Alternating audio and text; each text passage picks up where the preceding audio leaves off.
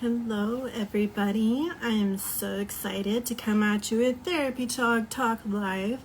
I'm just waiting for my guests to join on today. They are a current therapy dog team and someone who I've really enjoyed getting to know on Instagram. They've really helped kind of walk me through the process of what it could look like to be a therapy dog team as a therapist and kind of that journey. So I'm excited to hear from her today. Hello.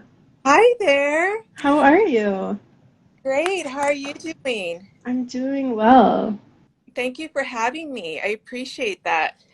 Yeah, definitely. It's been really fun to have these interviews and get to know more of the current and future therapy dogs out there for sure. Because I know we all kind of have different goals, but I was just sharing one of the things that I really appreciate about our conversations is that you're ahead of me on a path that I'm really interested in. And so that's been really fun to talk to you about. So, Awesome. Yes. Thank yeah. So I was thinking maybe if you could introduce yourself, tell us about you, about your pup, and maybe kind of generally where y'all are located, and then we'll jump in. Awesome. Okay. So I'm Dr. Maggie Dow, and I'm a mental health provider in San Antonio, Texas. And my dog, Dorothy, she's 2 years old. And so she's my partner in my counseling practice. My practice is called Calming Storms Counseling. And I started my practice about 5 years ago independently. And along the way, I just became very interested in having an animal partner. I want to say it was about 2018. My colleague and friend at Texas State, she was incorporating her therapy dog into her sessions. And I was so intrigued by that. So I just started asking her questions and I just wanted to do what she did. She was like my role model, I want to say. Now, is your friend, is she the one that leads the program at Texas State? She Okay. started the program, yes. Okay, I didn't realize that you knew her before she started that. That's great. Yeah, we got our PhDs together in 2011. Yeah, Okay. All right. And remind me of her name? Elizabeth Hartwig. Elizabeth Hartwig, and she runs a therapy dog animal assisted counseling program at Texas State, not just therapy dogs. For mental health professionals. So it's very Yeah. specific for mental health professionals, yes. So is she how you discovered the role of therapy dogs, or was that something that you had figured out before that? I used to go to the library with my daughter when she was younger, and my daughter loved Read to a Dog program. So there was some therapy dogs there, and she always wanted to visit with the dogs. And we didn't have a dog at home because my daughter had allergies to dogs, and she had a lot of medical issues early on. So I didn't really think having a dog was a possibility for us. But when my daughter was in fourth grade, her teacher had a retired service dog that happened to be an Australian Labradoodle. And, I was concerned initially about, well, my daughter's, we love dogs, but she's allergic, so forth. But my daughter had no problems being around this dog. And so I met the dog, and the dog's temperament was just so sweet, so friendly, just such a sweet dog. I mean, I went to volunteer and I was a stranger, and this dog was following me around. It was just the sweetest thing. I felt like the doors had been opened. And I remembered my colleague was incorporating a dog into her practice. So I thought, let me just get it started. The original intention was for Dorothy to work with me. But along the way, I also became very interested in volunteer work. And you do both, right? You volunteer and she works. Yes. So my daughter had a lot of health issues early on, and thank God she's passed most of the very difficult things. However, I feel like it's my turn to give back. So Yeah. we go to a pediatric oncologist's office, we drop off notes, and some people on Instagram have sent me stickers and notes. They've been so generous about contributing to that. And we also volunteer at the Ronald McDonald House. Okay. All right. Nice. I love that. I love that you give back. And you and Dorothy participate in Operation Sticker Licker too, right? Yes. Tell us about that. So it was an organization, Mika and Moo. I'm sorry if I have the name wrong. It was really their idea. I'm just a partner. So it's just been an honor. So it's basically people sending in stickers and notes from their dog. So then when the child gets it, the kids are so excited. Yeah, that's so great. That's such a great initiative. How did you know that Dorothy would be a good therapy dog and would enjoy that work? So I got in contact with the breeder and I told her what my intention was. I said I wanted a dog that was going to work with me and I wanted certain characteristics. I wanted friendliness, confidence, because as a therapy dog, they're out and about. So I wanted a dog that would be confident and, if there's something that's fearful, just be able to overcome that quickly. Yeah. So I waited 9 months. It was a long 9 months. Oh, and I also wanted a girl. It was just a personal character. So, a boy would have worked just fine. Yeah. I just thought, I want a girl. And so I waited 9 months. And when we went to pick out a girl, there was just 3 girls, or actually there were 2 girls. And Dorothy, I mean, she was just so friendly. She came up to us, we were strangers, and she just was so excited about us. The breeder said, have your daughter just walk away and see what she does. Yeah.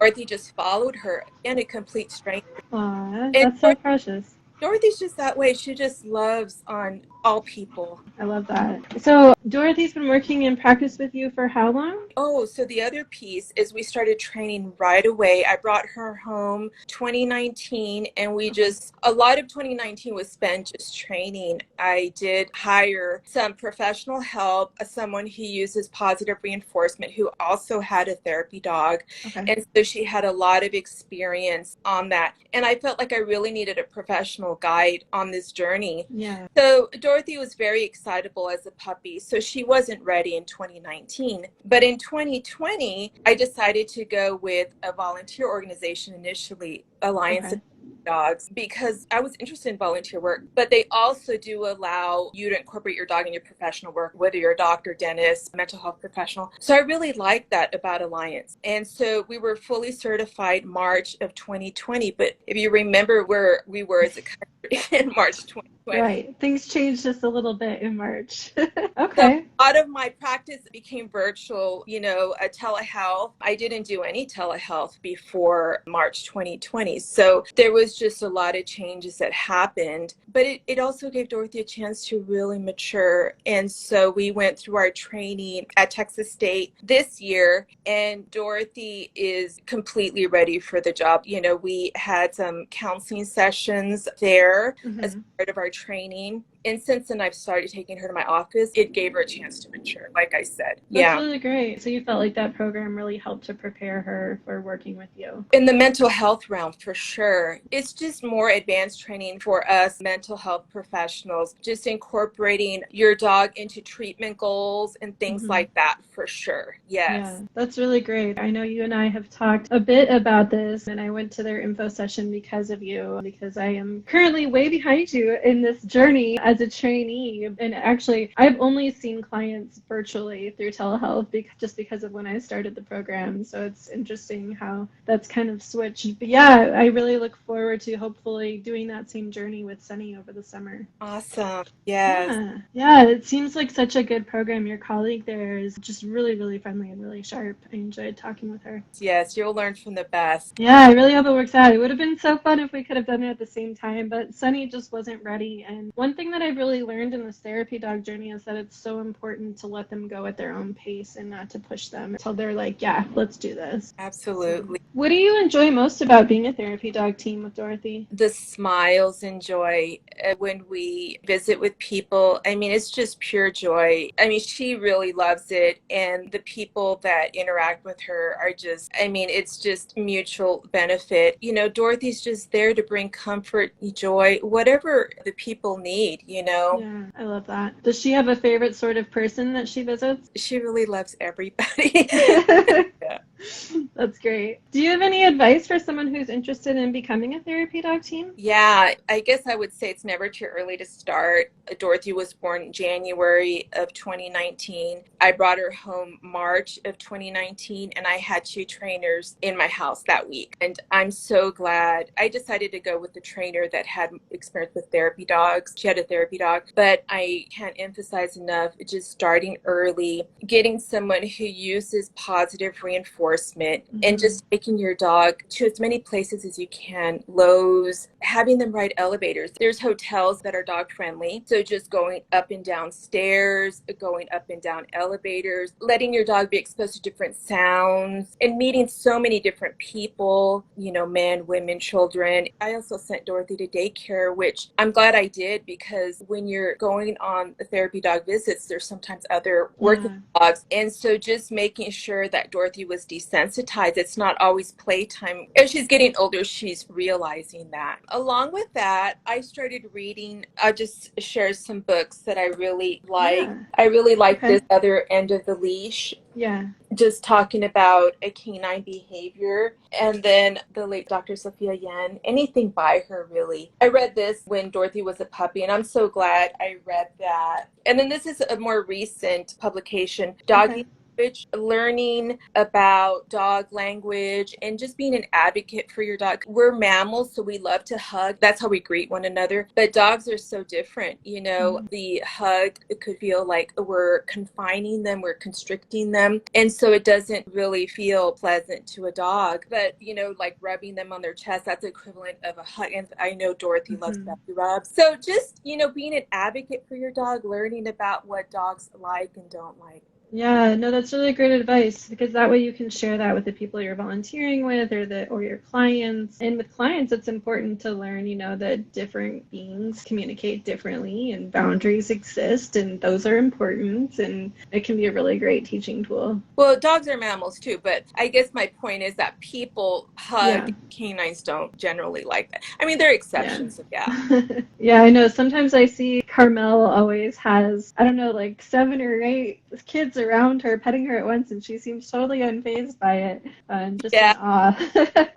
Each dog is unique. So again, as an owner, you would need to know, like, do I need to maybe set some boundaries and have, let's take turns petting, you know? But Carmel seems completely comfortable with that. So she's an exception for sure. Yeah. Oh, definitely. Well, thank you, Dr. Maggie. It was so nice talking with you. I really appreciate you taking the time. Thank you for having me. I appreciate that. Yeah, for sure. And I will get this uploaded so that we can share it with more people, so more people can learn about therapy dogs and how they can help others. Great. Have a good night. Thank you. Thank you. You too. Bye. Bye.